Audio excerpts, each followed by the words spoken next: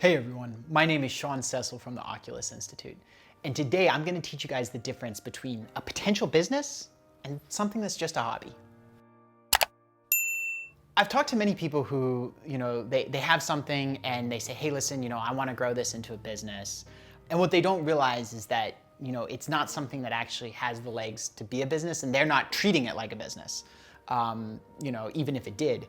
Right? And so in reality, that's something that's really a hobby. And on the other hand, I've talked to many people who see something as just a hobby, and I look at it and I say, man, that has the potential to be a business, right? Like, why are you even continuing to work? You should go build this. And so I've noticed that people don't really know the difference between what can be a business and what's actually better left as a hobby. And so I've come up with a 3-point test for you guys, so you guys can figure out whether something could potentially be a business, and could it be a way for you to leave a career situation that you're in and spend all your time doing something you love, or whether it's something where you might want to keep looking or keep refining it or something like that. So the first test that's really important for is something going to be a business is, does it add a significant amount of value to other human beings? Because if it's only adding value to you, then it's definitely a hobby, because no one's gonna pay if they're not getting value, right? I mean, I once talked to a girl and she's like, I really wish that I could just make a business where I just sit around and watch TV all day.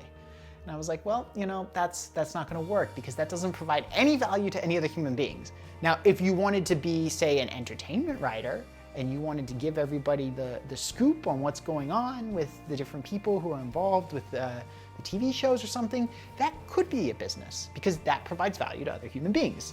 Right? So if you're doing something and you can't find a way to create some kind of value for other human beings, then it's definitely a hobby. It's not a business, right?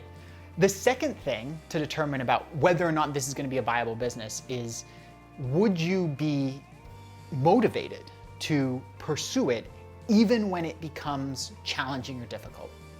Because if it's the kind of thing where you're like, hey, listen, I'm just doing this for fun, I'm only going to do it if I'm enjoying myself, then there's no way that it's going to succeed as a business. Business is going to have challenges, it's going to have difficulties, it's going to require hard work, right? But if it's something where you look at it and you say, honestly, I find this really fulfilling, and even when the going gets tough, I'm going to put in the time, because it's the kind of thing that I just feel is what I'm meant to do, and it's worth it in the end to get that reward.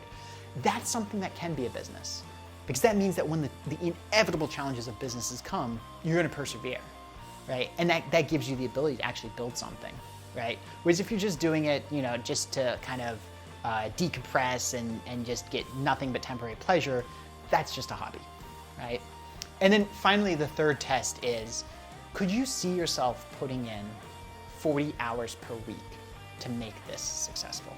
And the reason this test is important is that a lot of people will go out there and they say, hey, I want to start a business because I want to, have freedom and all this kind of stuff. But I really, I just want to spend all the time sitting on the beach. I just want to spend all the time just chilling. I want this kind of passive income kind of thing. If you're not willing to put in at least 40 hours a week, the business isn't going to succeed, right? And honestly, it's going to be closer to potentially 60 or 80 in the beginning, because that's the way entrepreneurship works, right? So if you look at something and you say, hey, listen, if I put 40 hours a week into this, I would be burned out and miserable, then that's something that's best kept as a hobby that you do for 5 or 10 hours a week. Because if you wouldn't be happy putting in that amount of time, then it's not going to be a successful business.